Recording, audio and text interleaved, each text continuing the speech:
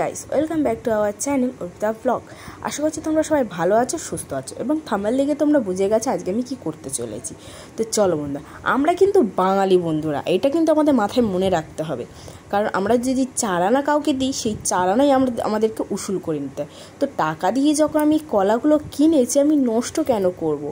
তো ভাবলাম, তো দেখো, আর বাইরে থেকে তোমাদের কালো মনে হতেই পারে, কিন্তু ভেতরে দেখো পুরো কলারটাই ভালো। কিন্তু আমি ওই জন্য দেখো তোমাদেরকে ভালো করে দেখানোর জন্য আমি পুরো প্লাস্টিক থেকে বের করে রাখছি। দেখো, আর এগুলো না সব ফ্রিজে রেখেছিলাম, বাপের বাড়ি থেকে এনেছিলাম, কিন্তু খাওয়া হয়নি। আর ফ্রিজে রাখার ফলে যার জন্য পুরো কলার গাটাই কালো হয়ে গেছে।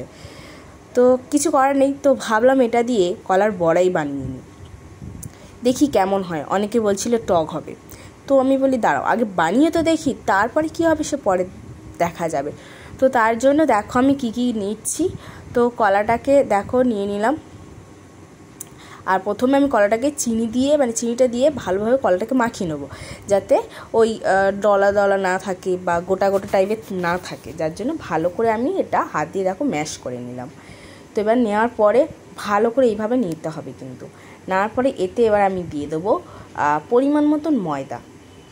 আমি এক বাটি যেরকম চিনি নিয়েছি, একই বাটির সাইজে আমি নিয়ে নিচ্ছি ময়দা। তো ময়দাটা দিয়ে দেবো। আর যখন আমাদের এই কলার বড়ার রেডি হয়ে যাবে, মাখানো রেডি হয়ে যাবে, এটাকে প্রায় আমি 1 মিনিট কি 2 মিনিট মতন রেখে দেবো। দিলে কি হয় বন্ধুরা, দিলে এটা না খুব একটু নরমও হয়।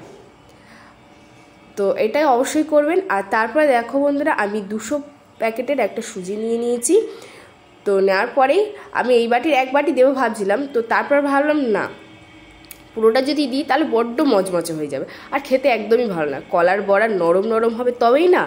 তো তার জন্য আমি আবার অল্প রেখে দিলাম। তো চলো, এবার আমি মাখানো শুরু করে দিয়েছি। এবার আস্তে আস্তে এইভাবে করতে হবে, আর যেগুলো দলা পাকি আছে সেগুলোকে হাত দিয়ে দিয়ে বেশ করে নিতে হবে। আর কড়া গরম হয়ে গেলেই তাতে এবার বড়ার আকারে ছেড়ে দিতে হবে। তো এরকমভাবে বন্ধুরা তোমরাও করো। এবার তোমরা যদি মনে করো এতে একটু কালো জিরে দিতে পারো তো দিও, আমি একটু দিয়েছিলাম শেষের বারে। তো যাই হোক বন্ধুরা, আমার হাজব্যান্ড তো খেতে খুবই ভালোবাসে, আর বাঙালি মানুষরা তো খেতেই ভালোই বাসে। পিঠে পুলি বড়া এসব তো তাদের সবারই প্রিয়। তো চলো বন্ধুরা, আশা করছি তোমাদের এই ভিডিওটা ভালো লেগেছে। অবশ্যই কমেন্ট করো, লাইক করো, আর সবাইকে শেয়ার করো। আমি আবার একটা নতুন ব্লগ ভিডিও নিয়ে আসবো। তো এটা আমার ব্লগ ভিডিওর ভেতরেই একটা রেসিপি আমি ছেড়েছিলাম তোমাদেরকে। অবশ্যই কিন্তু তোমরা সাবস্ক্রাইব করো, সাবস্ক্রাইব করতে ভুলো না। তো চলো বন্ধুরা, টাটা, ভালো থেকো, সুস্থ থেকো।